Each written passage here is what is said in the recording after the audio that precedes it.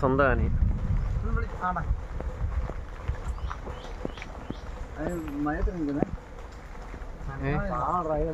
അത് അറിയില്ല ചേട്ടാ നിൽക്കുന്നത്. ആന നീരില്ല. അല്ല, ആന നീര് പട്ട് പിടിച്ച് നിൽക്കാന്നേ. കണ്ടോ നീര് താട പൊട്ടി ഒലിക്കുന്നുണ്ടോ?